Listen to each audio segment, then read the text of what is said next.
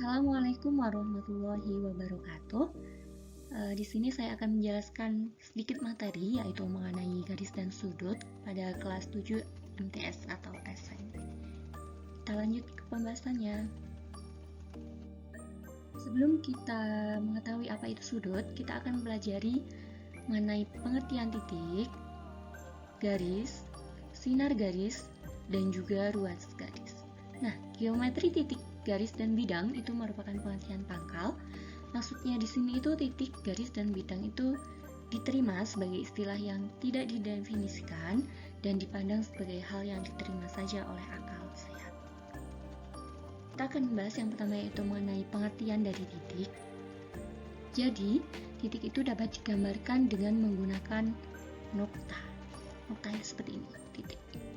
Dan juga dinotasikan atau diberi nama dengan huruf kapital. Misalnya itu titik A, A-nya itu kapital, titik B, B-nya itu kapital, titik C, C-nya itu kapital, dan sebagainya. Kemudian yang kedua, yaitu mengenai pengertian dari garis. Jadi, garis itu dapat dipresentasikan sebagai kumpulan dari titik-titik yang dimana garis ini tidak berujung dan juga tidak berpangkal. Yang berarti bahwa garis itu dapat diperpanjang pada kedua arah. Sebuah garis dapat dinotasikan dengan huruf kecil. Kalau tadi titik itu kan dinotasikan dengan huruf kapital, sedangkan garis itu dinotasikan dengan huruf kecil. Misalnya garis K, K-nya itu kecil, garis L, L-nya itu kecil, garis M, M-nya itu kecil, dan sebagainya. Untuk selanjutnya, yaitu mengenai pengertian dari sinar garis. Sinar garis adalah garis yang berpangkal tetapi tidak berujung. Sedangkan luas garis itu adalah garis yang berpangkal dan juga berujung. Jadi, luas garis itu kebalikannya dari sinar garis, seperti itu. Untuk lebih lanjutnya, kita ke next slide.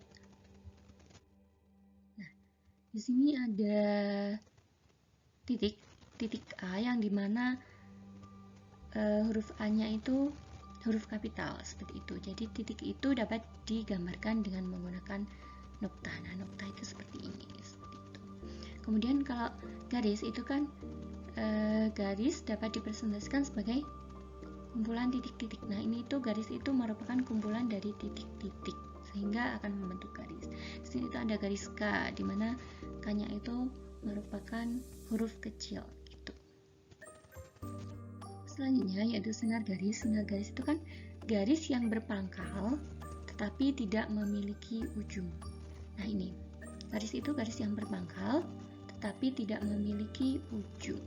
Sedangkan luas garis itu merupakan garis yang berpangkal dan berujung. Jadi seperti itu ya, perbedaan antara sinar garis dan juga ruas garis.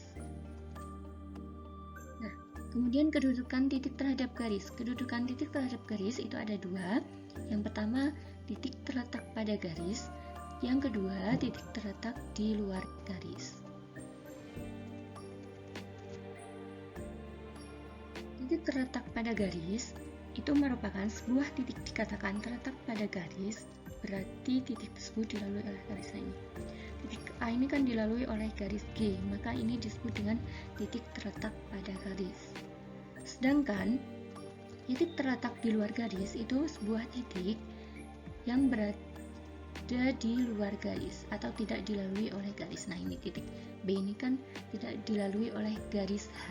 Jadi seperti itu ya perbedaannya antara titik terletak pada garis dan juga titik terletak di luar garis. Untuk selanjutnya yaitu mengenai hubungan antara dua garis. Nah, hubungan dua garis itu bergantung pada dimensi yang dibicarakan. Maksudnya itu hubungan dua garis dalam dimensi 2 atau bidang datar akan berbeda dengan dimensi 3, bangun 2. Nah, di sini hubungan antara dua garis itu ada 3. Yang pertama itu ada garis jajar, kemudian garis berpotongan, yang terakhir itu ada garis berimpit. Untuk gambarnya seperti ini. Nah, ini garis jajar. Garis jajar itu kan dua buah garis dikatakan sejajar apabila kedua garis tersebut tidak memiliki satupun titik persekutuan. Nah, ini garis jajar nih karena tidak memiliki titik persekutuan. Kemudian ada garis perpotongan. Dua buah garis dikatakan potongan apabila garis tersebut memiliki sebuah titik persekutuan. Nah, jadi ini garis L dan juga garis K ini kan memiliki titik persekutuan di titik B, gitu kan. Jadi itu perbedaannya. Kalau garis sejajar itu tidak memiliki persekutuan, kalau garis berpotongan itu memiliki titik persekutuan. Kemudian ada garis berimpit.